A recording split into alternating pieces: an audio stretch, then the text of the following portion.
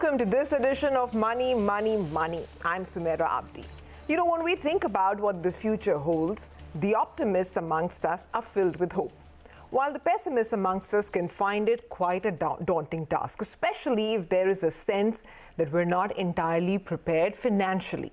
But that needn't always be the case. Financial insecurity can both be dealt with, and here to provide a plan for just that is Roopa Venkatkrishnan, Director at Sapient Wealth Advisors and Brokers. Roopa, thanks very much for joining in, and thanks for speaking to us because you're someone who has dealt with this issue amongst, I'm sure, many of your clients.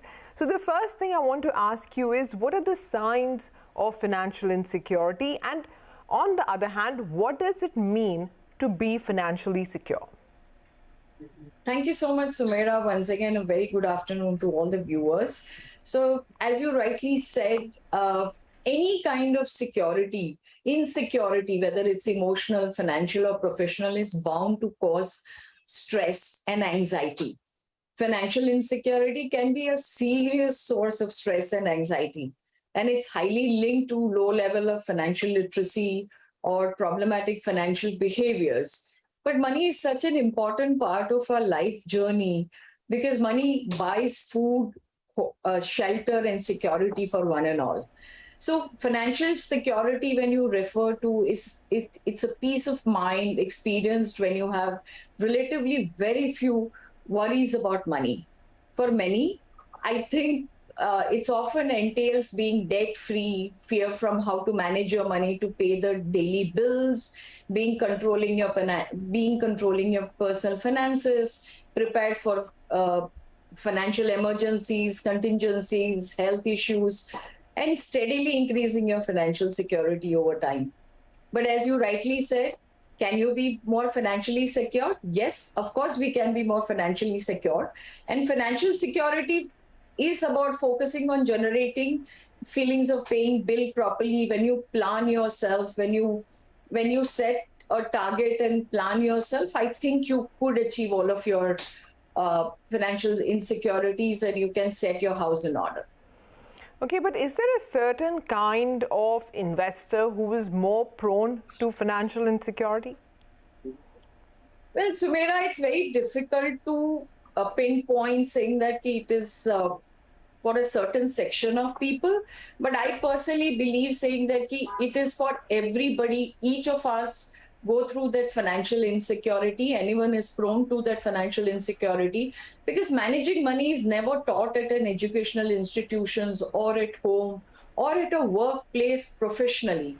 It has to be cultivated by each of us during our own lifetime and life journey.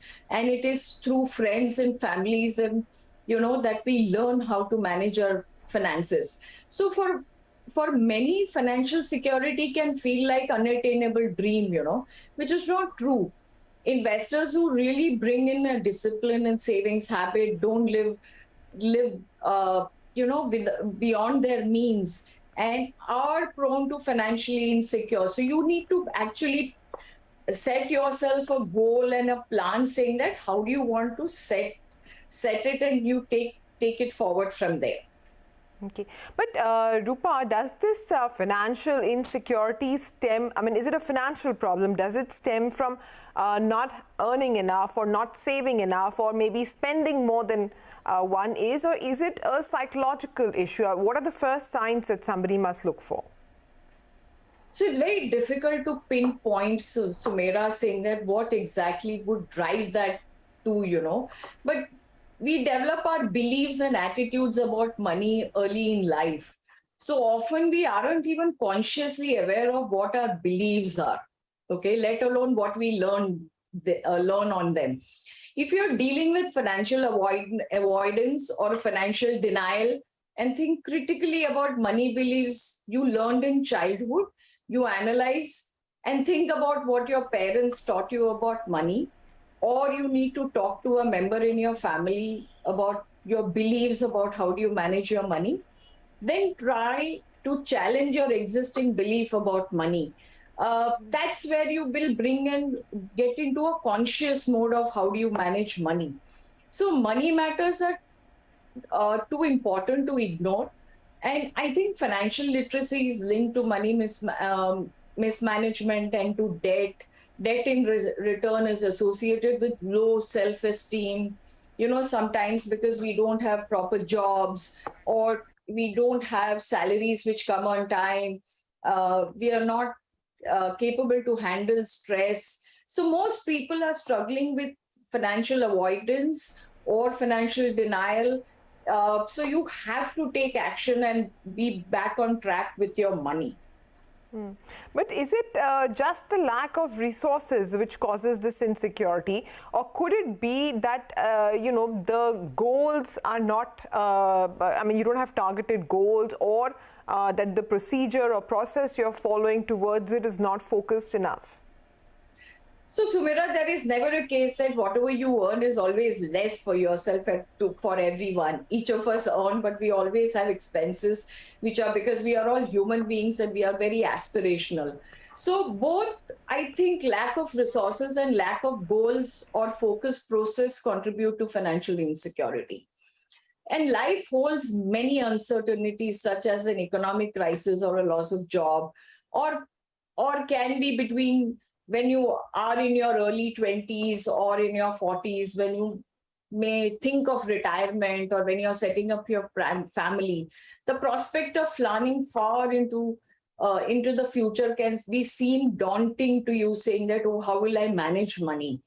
And rather than, setting long-term goals, it is always advised saying that you have short-term goals built in, you have shorter plans that you can build in, which are measurable, precise.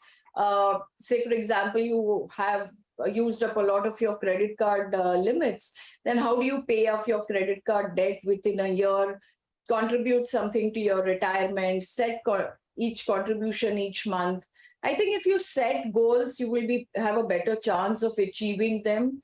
And if you merely would want to pay down your debt, but fail to set time limit, even process, I think it is very important that you set a plan, set a goal, which are meaningful and which are, which help you to wade through the crisis and the stress. So financial security can be overcome by steady means of focused approach, which can bring in reliable progress. Okay, so now let's talk about how to let go of this insecurity, right? How can a person begin to feel, financially more secure about their future? Sumira, the first thing is, I think if there is a way, if there is a will, there is a way, correct? And it is not something that it's a rocket science and each of us have done all our lives. So I think the only thing to secure your future is and only saying that save consistently. It's a vital part of achieving your financial security. And if you're not sure how to start, I think it's very important saying that you could take advice from certain professionals, or consider using a simple Senator Elizabeth Warren's rule, which is 50-30-20, which means saying that 50% you keep aside for your household and utility and grocery expenses. 40% can be set aside for your short-term, long-term needs, which is shopping and hobbies. And 20% can be put aside for savings and retirement plan and emergency. And once you plan this, I think you will be able to reach your respective goals and bring in that financial security for yourself.